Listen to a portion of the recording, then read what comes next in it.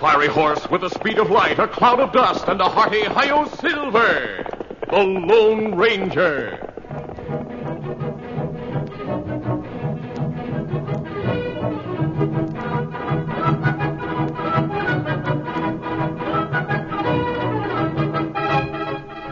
This is the legend of a man and a horse, and how they met. The story of the Lone Ranger and his great horse, Silver.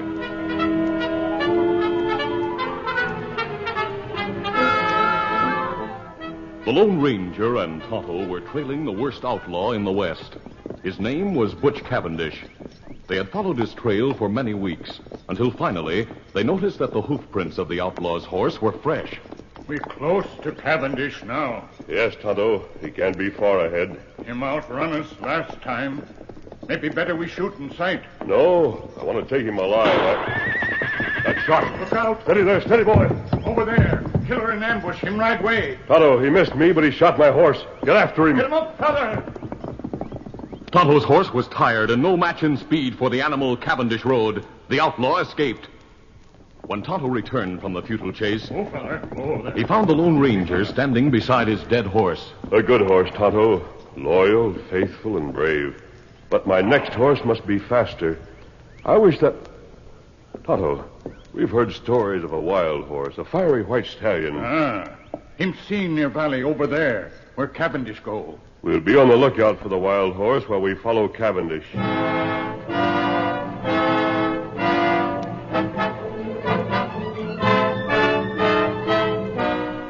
Tonto's horse carried the Lone Ranger's saddle, his saddlebags, and bridle, while the masked man and the Indian continued on foot along the outlaw's trail.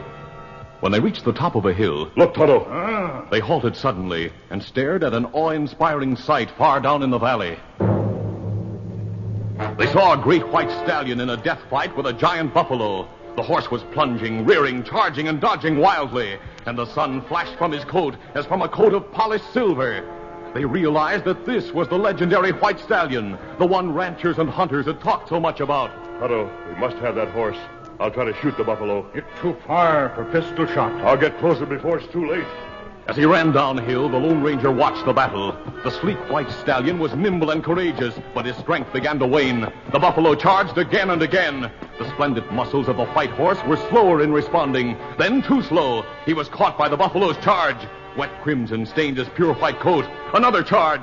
The white horse saw it coming, and he couldn't dodge. He staggered and fell. The monster drew back and lowered his head for the death charge. And then, 2 shots rang out. The buffalo shuddered from the impact of the masked man's bullets. For an instant, he stood motionless. Then fell.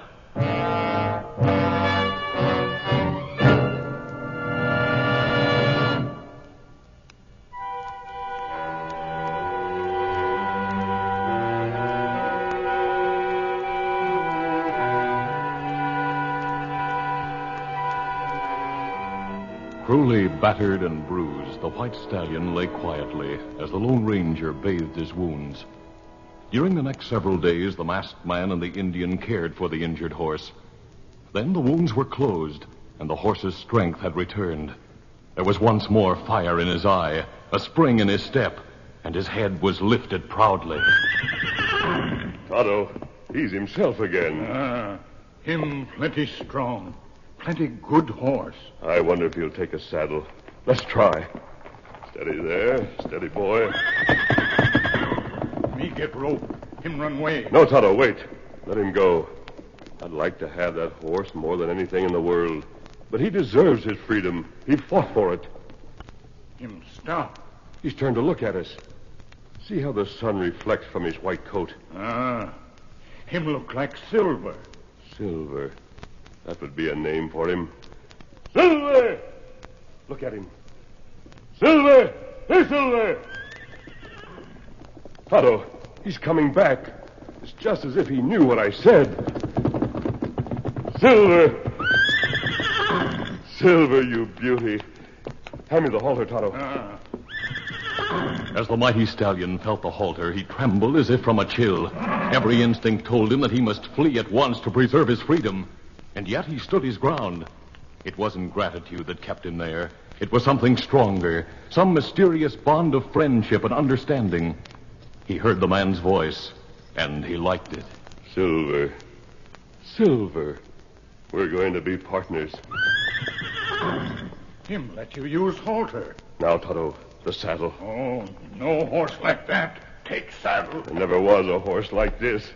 Now, Silver, we're going to work together. The horse was wild and unused to the ways of men and the weight of a saddle and a rider. But the masked man was a kind teacher. He was gentle yet firm, and Silver was intelligent.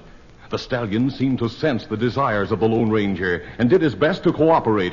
He learned quickly, and after several days of training, he was ready. Follow me, Tonto. I'm going after Cavendish. Come on, Silver! No hoofs had ever beat the plains like those thundering hoofs of the great horse Silver. During the past few days, Cavendish had gotten far away, but the masked man and Tonto trailed him relentlessly with only a minimum of rest. It took days to cut down the outlaw's lead, but at long last, Cavendish came into view. There he is. Come on, Silver! The mighty stallion responded with a new burst of speed. Cavendish fired wild shots over his shoulder until his gun was empty. His horse, though powerful and fast, was no match for the charging Silver. Get up there. Come on. Fear and panic filled the outlaw's face. there. He heard the hoofbeats ever nearer. Get along And then the masked man shout. I want you, Cavendish! The masked man's avowed mission was accomplished. The last of the Cavendish gang was captured to be tried by law and punished for his crimes. But there were many others whose criminal plans were to be challenged by the Lone Ranger, his faithful Indian companion Tonto, and his great horse Silver.